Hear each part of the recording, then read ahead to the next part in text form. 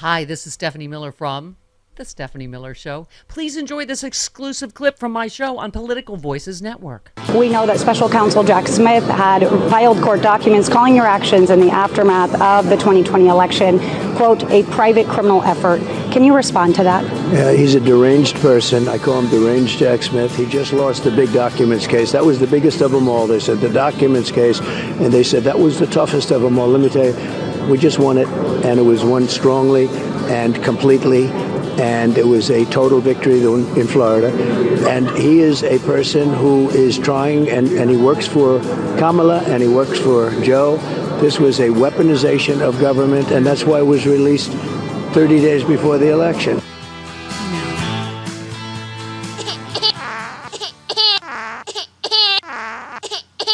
But wait, there's more. That was the ketchup. Here we go. And it's nothing new in there, by the way. Nothing new. They rigged the election. I didn't rig the election. They should have never allowed the information to come before the public. But they did that because they want to hurt you with the election.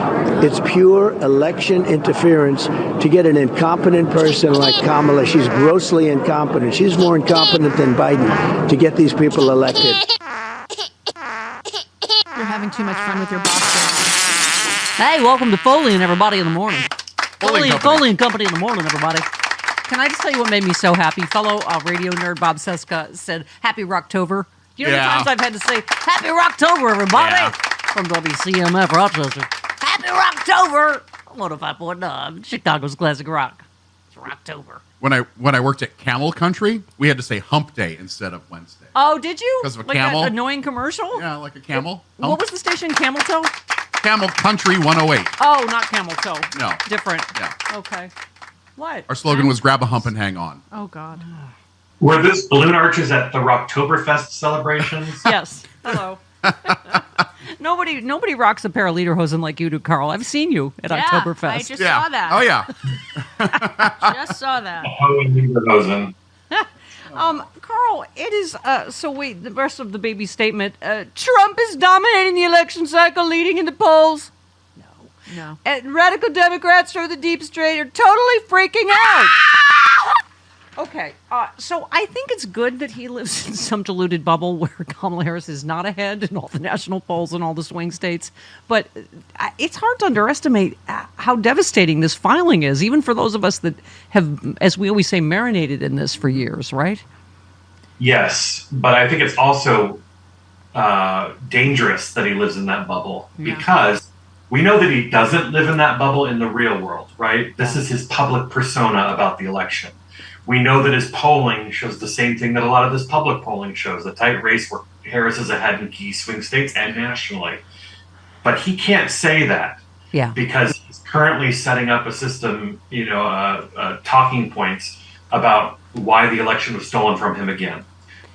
So if he acknowledges that the race is close or that she's leading him in any way, it'll be harder for him the day after the election to begin undermining those results in states and nationally.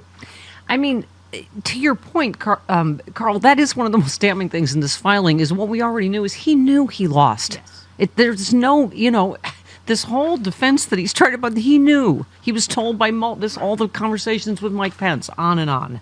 But, and like we keep saying, the only reason it's now is because he's the one that has been delaying this, right? And thinking that... Right. Yeah, go ahead. Well, the idea that there's nothing new in here, I mean, we now know that what we probably assumed, that when they saw it, when they were watching television and saw the rioters descending on the Capitol, he said, so what? Yeah. Yeah, how about hanging Mike Pence? Yeah. By the way, Joe Walsh, our buddy, our pal, who's campaigning with Kamala this week. Liz Cheney is going to be appearing with her. That's right. That's amazing. In Wisconsin. That's amazing. Joe Walsh said, by the way, the evidence for the crimes Trump committed trying to overthrow the election, as outlined in Jack Smith's filing, didn't come from Democrats. The evidence came from Republicans, came from people who worked for Trump, came from Trump loyalists. Don't forget that. That's what's so damning. It's all Republicans. I mean... All these losers who... can't keep a secret. So let's talk about conventional wisdom. Dean Obeidallah said Tim Walz knew what he was doing in the debate. While most polls have it a draw on winner, on likability, Waltz won hugely, which helps the ticket. CNN poll had Waltz at a 23-point boost in favorability ratings from 14 to 37. CBS poll 8-point jump with 60% now viewing Waltz favorably. And that's what we were saying. For those of us, in the base, we wanted like slash and burn, but that's not who he is. It turns out he's Minnesota nice, and that's what people like, right?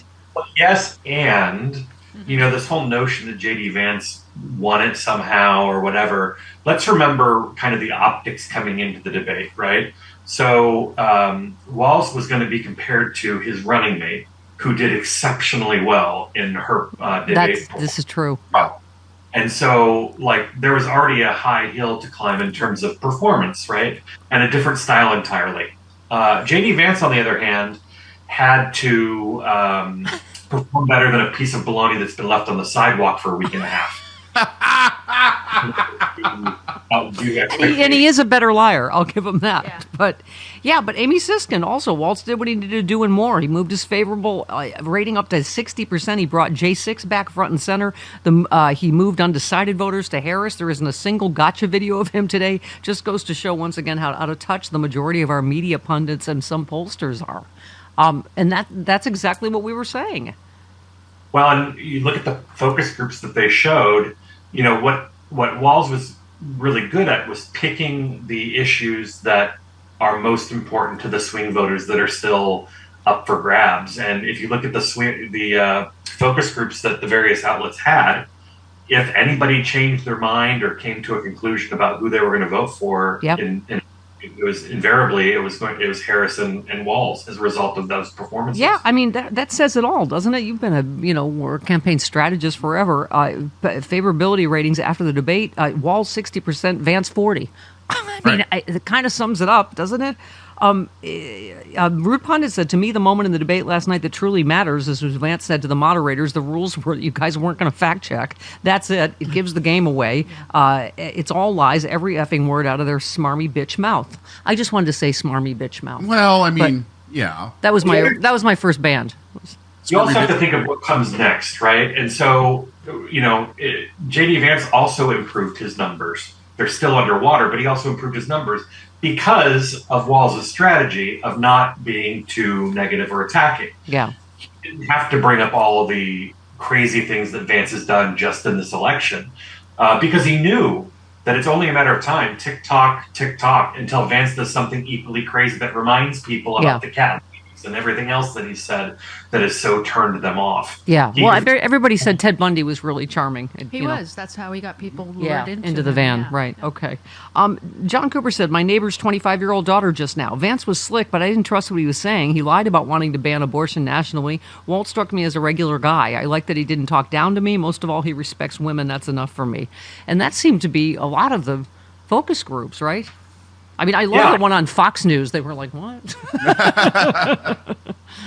Well, it's bad on Fox News when they can't stay with the focus group for very long because it's not giving them what they want them to be. The Harris campaign did a clip of, I think, was it a Ducey or I don't know which one it was. But, and they literally can hear the shock in his voice. He's like, well, they're saying that Waltz won the debate?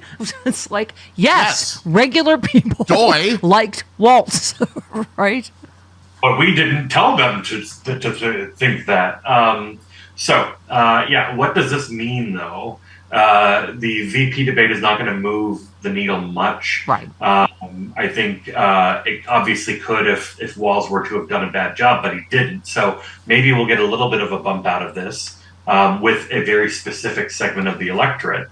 But we are now at this point where all that's left is everybody getting out and knocking on doors and making phone calls and donating a little bit of extra money because that's what we can control in these last days of the election.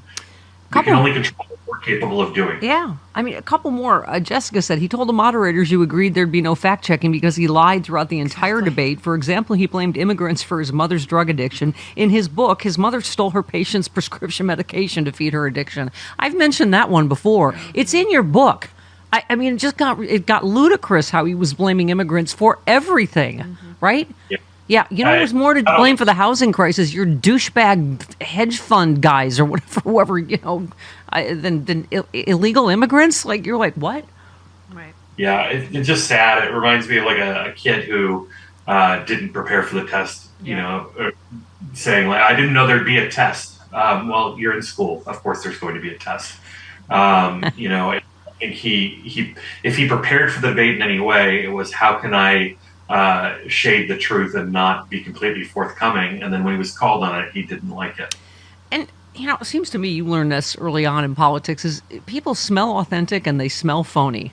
And Anna Navarro said, J.D. Vance is an able shapeshifter. He's been a hillbilly, a Hollywood elite, a never-Trumper, a Trump sycophant, demeaning of women, a bigoted liar. He's been consistent at being slick. Yesterday, he took the shape of a cordial guy discussing policy.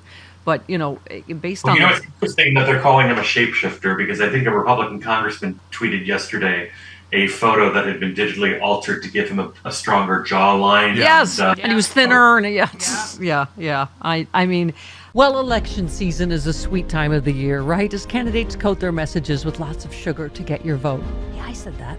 Now you can enjoy the sweetness of the election with authentic candidate cookies with the likeness of Kamala and Donald on your favorite butter cookie made by the famous deli in Chicago, Max and Benny's. You can purchase these once-in-a-lifetime cookies on the Stephanie Miller, Thom Hartmann, and John Fugelsang websites. To order, go to our websites, click on the banner for cookie candidates, or go directly to their website, cookiecandidates.com.